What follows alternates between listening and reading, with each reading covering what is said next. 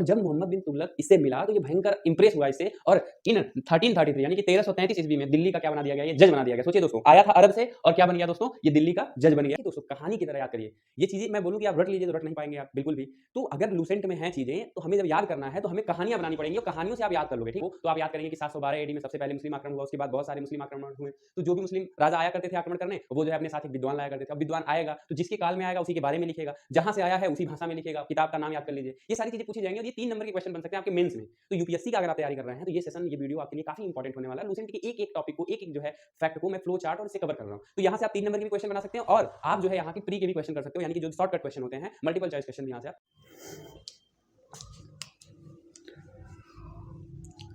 Hello दोस्तों, मैं अंकित मिश्रा एक बार फिर से आप सभी लोगों का पूरे जोश और एनर्जी के साथ स्वागत करता हूं अपनी इस लेटेस्ट वीडियो में। दोस्तों आप सभी लोगों को पता होगा कि हम लोग पढ़ रहे हैं लूसेंट की महा मैराथन सीरीज, और ये जो है लेक्चर नंबर 11 होने वाला है।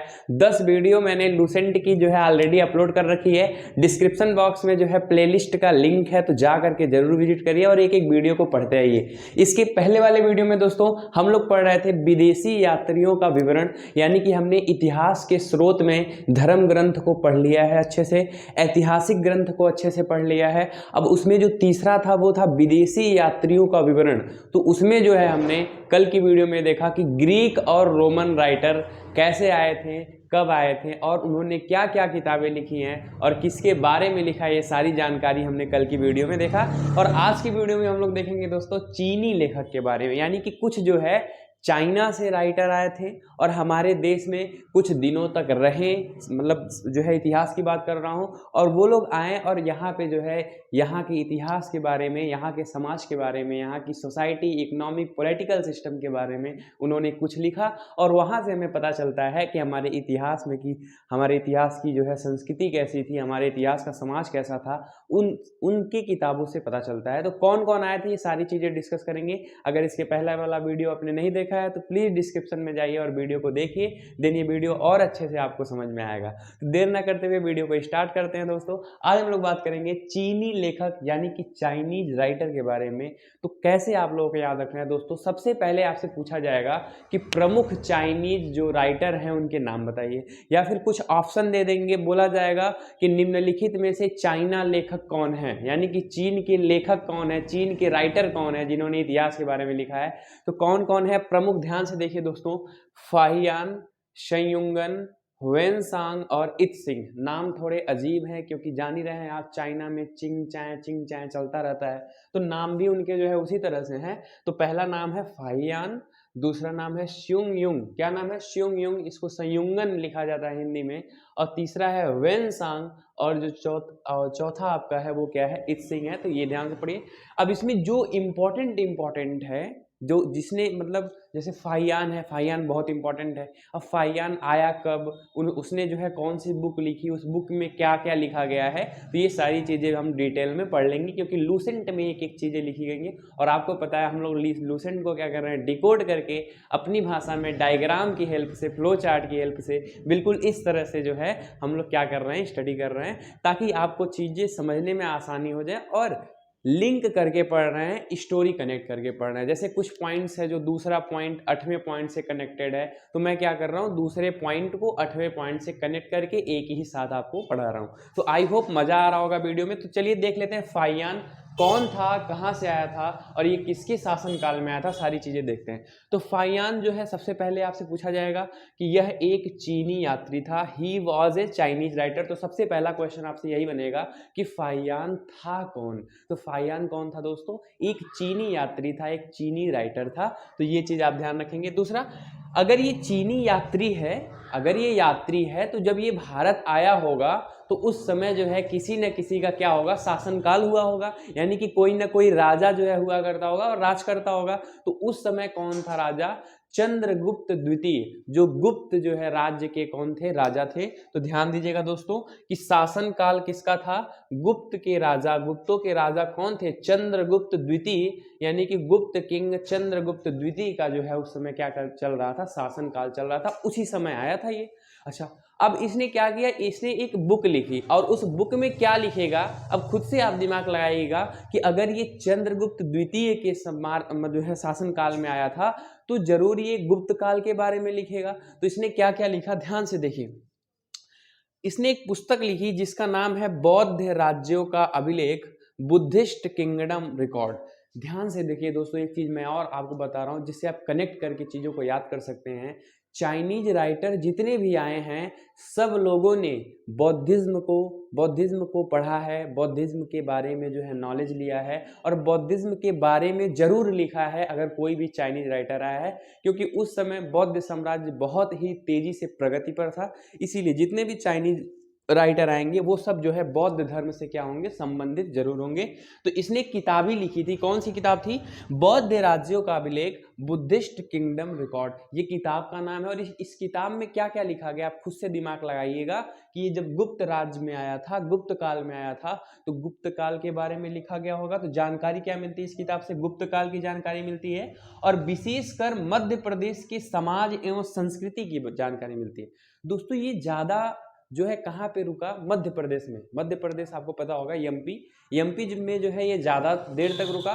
तो वहाँ के बारे में इसने लिखा है उस किताब में कि जो मध्य प्रदेश के लोग हैं बहुत ही खुश हैं, वो जो है समृद्धि है उनके पास, वो जो है अत्यंत खुश हैं, वहाँ की जो ज़मीन है, वहाँ का जो पर्यावरण है वो बहुत अच्छा है। यानी कि मध्य प्रदेश की बहुत बड़ाई की है अपने पुस्तक में। तो ध्यान रखना है आपको कि यहाँ से जानकारी मिलती है गुप्त काल की, विशेषकर मध्य प्रदेश के समाज एवं संस्कृति की, society and culture of MP, और यहाँ की जनता को सुखी यानी कि हैप्पीनेस एवं समृद्धि यानी कि प्रॉस्पेरिटी बताया है। तो ये ध्यान रखेंगे।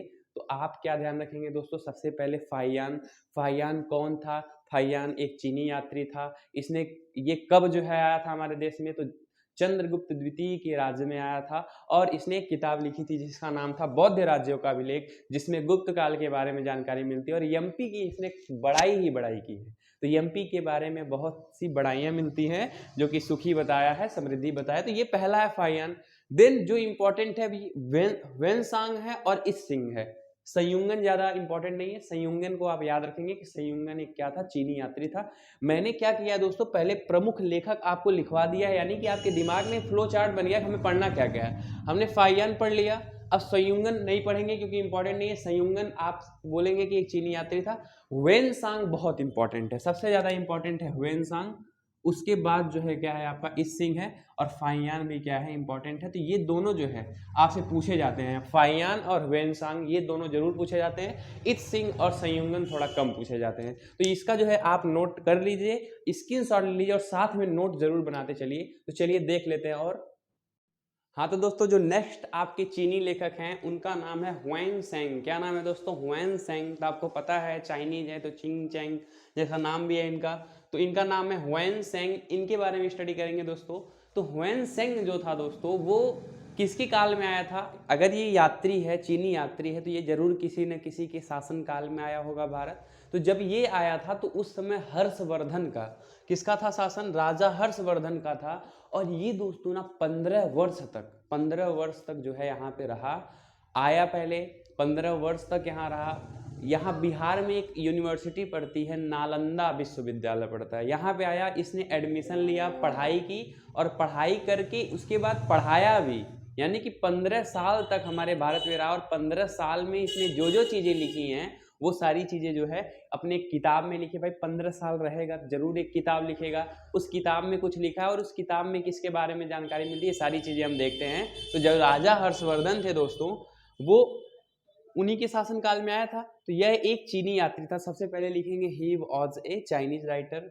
इनका जो शासन काल था वो था राजा हर्षवर्धन, यानी कि राजा हर्षवर्धन के शासन काल में आया था और 15 वर्ष तक रहा। तो ये भी ध्यान देना है। और इनकी जो पुस्तक थी उसका नाम था सीयूकी। क्या नाम था दोस्तों, सीयूकी। तो पुस्तक का नाम याद रखेंगे कि सीयूकी नाम की पुस्तक लिखी थी। इसका नाम भी देखिए अजीब ही है इसका, ठीक है। और हर्षकालीन व्यवस्था के बारे में मिलती है जानकारी। हर्षवर्धन सिस्टम के बारे में इंफॉर्मेशन मिलती है और 138 देशों का विवरण मिलता है। डिस्क्रिप्शन ऑफ 138 कंट्री, यानी कि ये भारत के अलावा 138 देशों में भी क्या किया था, विजिट किया था, और वहाँ के बारे में भी जानकारी इस किताब में लिखी गई है CUK में। तो बहुत ही इंपॉर्टेंट है दोस्तों ह्वेनसांग। चीनी लेखक में दो लेखक इंपॉर्टेंट है, फाहियान और ह्वेनसांग, तो ध्यान रखिएगा। फाहियान जो है चंद्रगुप्त द्वितीय के शासनकाल में आया था और जो ह्वेनसांग है वो राजा हर्षवर्धन के शासनकाल में आया था। 15 वर्ष तक रहा था और उसने एक किताब लिखी थी जिसका नाम है CUK। और ये अपनी किताब में ये भी लिखा था, मतलब कैसे पता चला हमको कि ये बिहार के नालंदा विश्वविद्यालय में, हम तो थे नहीं जब, कैसे पता चलेगा आखिर? तो किताब में लिखा था कि भाई मैं जब आया था तो मैं लिखा था कि बिहार के विश्वविद्यालय में पढ़ा था, वहाँ पे पढ़ाया भी था। और इसने ये भी लिखा कि जब मैं पढ़ रहा था तब उस समय वहाँ के जो कुलपति हुआ करते थे, जो मजिस्ट्रेट हुआ करते थे, वो कौन हुआ करते थे? शीलभद्र हुआ करते थे। कौन? आचार्य शीलभद्र। तो ये चीजें आप याद रखेंगे। देखिए कहानी की तरह रिलेट करिए, और ये आपके IAS मेंस की 3 नंबर के क्वेश्चन भी बन जाएंगे यहाँ से। प्री तो आपका होगा ही, जैसे मान लीजिए आपसे पूछ दिया गया कि ह्वेनसांग पर टिप्पणी लिखिए, तो ह्वेनसांग के बारे में आप लिख सकते हैं कि चीनी लेखक था, इसने एक किताब लिखी CUK नाम की, हर्षवर्धन के समय में ये आया था, 15 वर्ष तक रहा था, बिहार में जो है इसने पढ़ाई की, बिहार के अलावा उसमें पढ़ाया भी जो है यूनिवर्सिटी, नालंदा यूनिवर्सिटी में, और इसने बताया कि उस समय के जो हमारे आचार्य शीलभद्र थे वो सारी चीज़ें इसने बताई है। तो ये सारी चीज़ें देखिए, इसका आप स्क्रीनशॉट लीजिए और नेक्स्ट जो है आगे जो भी है उसको हम क्या करते हैं, देखते हैं। इसका स्क्रीनशॉट ले लीजिए। और अब हम लोग बात करेंगे दोस्तों अरबिक राइटर के बारे में, तो इसका स्क्रीनशॉट ले लीजिए और नोट्स बनाते चलिए आप लोग। हाँ तो दोस्तों अब हम लोग बात करते हैं अरबी लेखक के बारे में, अरेबिक राइटर के बारे में। दोस्तों अरबिक लेखक वही हैं जो जब सफल मुस्लिम आक्रमण हुआ था, आपको पता होगा कि 712 AD में, मैं कई बार बता चुका हूं कि 712 AD में प्रथम सफल मुस्लिम आक्रमण हुआ था। प्रथम सफल मुस्लिम आक्रमण हुआ था किसके द्वारा दोस्तों? मोहम्मद बिन कासिम के द्वारा। तो जब मोहम्मद बिन कासिम हमारे भारत पे आक्रमण किया, उसके बाद जो है बहुत सारे मुस्लिमों ने जो है हमारे देश पे लगातार आक्रमण करते गए, लगातार आक्रमण करते गए।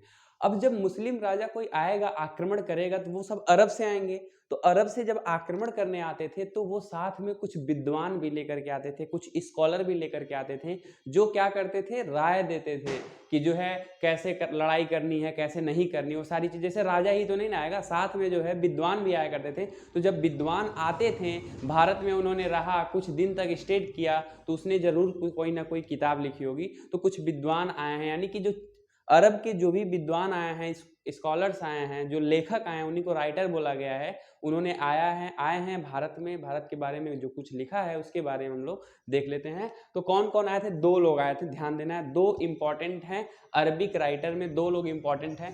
पहला है अल बरूनी और दूसरा है इब्न बतूता। देखिए कहानी की तरह रिलेट करिएगा, चीजें आपको आसान हो जाएंगी दोस्तों। अल बरूनी जो है दोस्तों, ये महमूद गजनबी के साथ आया था। और ये जो है इब्न बतूता जो है, ये मोहम्मद बिन तुगलक का जब शासन चल रहा था तो उस समय आया था। तो ध्यान रखिए, पहले एक एक करके कवर करते हैं। पहला है अल बरूनी।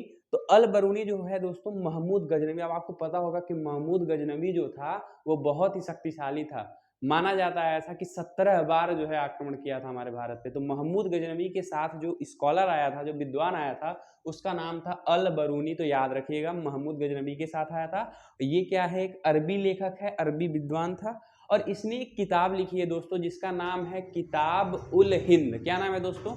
किताब उल हिंद। कहीं कहीं इसका नाम हकीक अ हिंद भी मिलता है, और इसी किताब को भारत की खोज भी कहते हैं। तो हमने लिखा नहीं है, नोट कर लीजिएगा कि इसी किताब का नाम क्या है? भारत की खोज। यानी कि सबसे पहले जो है आपका ये किताब लिखी गई थी, भारत की खोज। इस किताब का नाम किताब उल हिंद भी है और हकीक ए हिंद भी है। तो ये चीज़ें आप ध्यान रखेंगे। अच्छा, अब ये किस भाषा में लिखी होगी? तो जाहिर सी बात है कि जब प्रमुख लेखक अल बरूनी जो है वो अरब से आया है, तो जाहिर सी बात है जो किताब लिखेगा वो अरबी भाषा में लिखेगा। तो इसका जो लैंग्वेज है दोस्तों वो अरबी है। इसमें 80 चैप्टर हैं, टोटल 80 चैप्टर हैं। और यहाँ से जानकारी क्या मिलती है दोस्तों? हमारे भारत में धर्म की, मतलब कैसा धर्म हुआ करता था, यहाँ का त्यौहार कैसे होता था, और यहाँ राजपूत कालीन शासन, तंत्र मंत्र और समाज के बारे में भी इंफॉर्मेशन यहाँ से मिलती है। तब जो है जब ये आया था अल-बरूनी, तब हमारे देश में राजपूत शासन चलता था। तो राजपूत शासन के बीच बारे में जानकारी मिलेगी। तो कहानी की तरह याद करिए दोस्तों कि जो महमूद गजनवी था, जो कि बहुत ही शक्तिशाली था, उसी के साथ जो है अल-बरूनी आया था। और जब वो आया यहाँ पे, तो उसने यहाँ के बारे में, यहाँ के संस्कृति और समाज के बारे में कि यहाँ का धर्म कैसा है, यहाँ त्योहार कैसे होते हैं, यहाँ का शासन काल क्या है, तो उस समय राजपूतीन शासन काल था, तो वहाँ के बारे में लिखा। तो उसने एक किताब लिखी जिसका नाम क्या था, किताब उल हिंद। क्या नाम था, किताब उल हिंद या भारत की खोज। उसमें जो है इसने लिखा है धर्म के बारे में, दर्शन के बारे में, त्योहार के बारे में। और किस भाषा में लिखा है दोस्तों, अरबी भाषा में लिखा है, क्योंकि ये अरेबिक राइटर था। तो ये चीज़ें आप याद रखेंगे, लूसेंट में पॉइंटेड है, इंपॉर्टेंट है। दूसरा है दोस्तों इब्न बतूता। तो इब्न बतूता क्या है, तो सबसे पहले लिखेंगे ये अरबी यात्री है। और जब ये अरबी यात्री है तो ये जरूर भारत में आया होगा, तो जरूर किसी न किसी का शासनकाल हुआ होगा। तो जब ये आया था भारत में, तब मोहम्मद बिन तुगलक का जो है शासनकाल चलता था दिल्ली सल्तनत से। ठीक है, तो ध्यान रखिएगा इसको कि जो इब्न बतूता जब भी आया था, ये कहाँ से आया था, मोरक्को से। कहाँ से आया था, सारी चीजें हमने लिखी है। कहाँ से आया था दोस्तों, मोरक्को से आया था। और मोरक्को से आया तो उस समय मोहम्मद बिन तुगलक का जो है शासनकाल था। और मोहम्मद बिन तुगलक जब इससे मिला तो बहुत ज्यादा इंप्रेस हुआ, भयंकर इंप्रेस हुआ। इसको मतलब इतना इंप्रेस हुआ ना कि दिल्ली सल्तनत का इसको काजी बना दिया, यानी कि जज बना दिया। तो ये याद रखेंगे कि जो इब्न बतूता था वो जो है मोहम्मद बिन तुगलक के जो है शासनकाल में आया था। और जब मोहम्मद बिन तुगलक इससे मिला तो ये भयंकर इंप्रेस हुआ इससे। और इन 1333 यानी कि 1333 ईस्वी में दिल्ली का क्या बना दिया गया, ये जज बना दिया गया। सोचिए दोस्तों, आया था अरब से और क्या बन गया दोस्तों, ये दिल्ली का जज बन गया। उसके बाद इसने यहाँ पे जब रहा तो कुछ किताबें लिखी इसने भी। तो किताब का नाम क्या है, रिहला, जो कि किस भाषा में लिखी गई है, अरबी भाषा में, क्योंकि अरब का रहने वाला है। तो अरबी भाषा में लिखी गई है। और मिलता क्या है, अब खुद ही बताइए, जब मोहम्मद बिन तुगलक के काल में आया है तो उसी के बारे में, वहाँ के जो है पॉलिटिकल सिस्टम, इकोनॉमिक सिस्टम के बारे में जानकारी मिलेगी। तो मोहम्मद बिन तुगलक की जानकारी मिलती है। और दिल्ली सल्तनत का ये जज था, तो दिल्ली सल्तनत के बारे में भी जानकारी मिलती है इस किताब में, जिस किताब का क्या नाम है, रिहला। देखिए दोस्तों, कहानी की तरह याद करिए। ये चीज़ें मैं बोलूँ कि आप रट लीजिए तो रट नहीं पाएंगे आप बिल्कुल भी। तो अगर लूसेंट में हैं चीज़ें, तो हमें जब याद करना है तो हमें कहानियां बनानी पड़ेंगी, और कहानियों से आप याद कर लोगे। ठीक है, तो ये था आपका जो है आपका अरबी लेखक। कैसे याद करेंगे कि जब अरबी लेखक को याद करना है आपको, तो आप याद करेंगे कि 712 एडी में सबसे पहले मुस्लिम आक्रमण हुआ। उसके बाद बहुत सारे मुस्लिम आक्रमण हुए। तो जो भी मुस्लिम राजा आया करते थे आक्रमण करने, वो जो है अपने साथ एक विद्वान लाया करते थे। अब विद्वान आएगा तो जिसके काल में आएगा उसी के बारे में लिखेगा, जहां से आया है उसी भाषा में लिखेगा, किताब का नाम याद कर लीजिए। ये सारी चीजें पूछी जाएंगी और ये 3 नंबर के क्वेश्चन बन सकते हैं आपके मेंस में। तो यूपीएससी का अगर आप तैयारी कर रहे हैं तो ये सेशन, ये वीडियो आपके लिए काफी इंपॉर्टेंट होने वाला है। लूसेंट के एक एक टॉपिक को, एक एक जो है फैक्ट को मैं फ्लो चार्ट और इससे कवर कर रहा हूँ। तो यहाँ से आप 3 नंबर के भी क्वेश्चन बना सकते हैं, और आप जो है यहाँ की प्री के भी क्वेश्चन कर सकते हो, यानी कि जो शॉर्टकट क्वेश्चन होते हैं, मल्टीपल चॉइस क्वेश्चन भी यहाँ से आप कर सकते हो। तो आई होप दोस्तों क्लियर हो गया होगा। अब हम लोग बात करते हैं कुछ अन्य लेखक भी, क्योंकि जब हमने कैटेगराइज किया था उसको कि विदेशी यात्रियों का विवरण, तो हमने 4 भागों में बांटा था। पहला था आपका ग्रीक राइटर, यानी कि यूनान के जो है देश के जो थे। दूसरा था चीनी लेखक। तीसरा अरबी लेखक था। और जो चौथा था दोस्तों वो अन्य लेखक में है। तो अन्य लेखक में भी है दोस्तों मार्को पोलो है और आपके तारानाथ मिलेंगे। तो उनके बारे में स्टडी कर लेते हैं। इसका आप स्क्रीनशॉट लीजिए, देन मैं उसको भी समझा देता हूँ। हाँ तो दोस्तों, अन्य लेखक में जो हैं उसके बारे में भी स्टडी कर लेते हैं। पहला है तारानाथ और दूसरे हैं मार्को पोलो। तो लूसेंट में ये भी आपका मेंशन है, तो ध्यान से समझ लीजिए। इसमें जो है तारानाथ इंपॉर्टेंट नहीं है, लेकिन मार्को पोलो जो है दोस्तों ये बहुत ही इंपॉर्टेंट है और ये पूछा जाता है आपका। मार्को पोलो आपने पढ़ा भी होगा चैप्टर भी, तो मार्को पोलो इंपॉर्टेंट है, तारानाथ इंपॉर्टेंट नहीं। लेकिन फिर भी जो इंपॉर्टेंट है, जो नहीं इंपॉर्टेंट है, सारी चीज़ें हमें कवर करनी है और सारी चीज़ों को एक स्टोरी की तरह कनेक्ट करके पढ़ना है। तो तारानाथ जो थे दोस्तों ये तिब्बती लेखक थे। आपको बस यहाँ ध्यान देना है कि ये तिब्बतन राइटर थे और इन्होंने जो किताब लिखी थी उसका नाम था कंग्यूर। क्या नाम था? कंग्यूर। तो बस इतनी ही बातें आप यहाँ ध्यान रखेंगे कि ये एक तिब्बतन राइटर थे और इन्होंने एक किताब लिखी थी जिसका नाम क्या था? कंग्यूर नाम था। तो आई होप क्लियर हो गया होगा। नेक्स्ट है मार्को पोलो। तो मार्को पोलो इंपॉर्टेंट है दोस्तों कि ये 11th सेंचुरी में आया था। देखिए इंपॉर्टेंट क्यों है दोस्तों कि जितने भी ऑथर आए थे, जितने भी राइटर आए थे, वो सारे राइटर नॉर्थ इंडिया से आए थे। लेकिन मार्को पोलो एकमात्र ऐसा लेखक था जो कि नॉर्थ इंडिया से नहीं दोस्तों, साउथ इंडिया में आया था। तो इसीलिए इंपॉर्टेंट हो जाता है मार्को पोलो कि ये दक्षिण भारत में आया था, और ये जब आया था ना तो पांडे का राज्य चल रहा था उस समय। तो पांडे राज्य के बारे में भी इंफॉर्मेशन मिलेगी, यानी कि ये पांड के इतिहास की जानकारी, जो भी किताब लिखेगा, किताब का नाम नहीं दिया है लेकिन जो भी चीज़ें लिखेगा ये जानकारी देगा, तो किसके बारे में देगा, पांड्य इतिहास की जानकारी देगा। तो ये आप ध्यान रखेंगे। तो दो इंपॉर्टेंट है अन्य में, तारानाथ और मार्को पोलो। आई होप दोस्तों विदेशी यात्रियों का जो विवरण है वो आपको क्लियर हो गया होगा। तो सोर्स में धर्म ग्रंथ खत्म हो गया, ऐतिहासिक ग्रंथ खत्म हो गया, विदेशी यात्रियों का विवरण खत्म हो गया, और अब जो है हम पढ़ेंगे पुरातात्विक संबंधी साक्ष्य, यानी कि कुछ सिक्के मिले, कुछ हड्डियां मिली, कुछ जो है आपको इमेजिन चित्र मिले हैं, पिक्चर्स मिले हैं, वहां से हमें जो है पता चलता है कि इतिहास में कोई चीज हुई थी।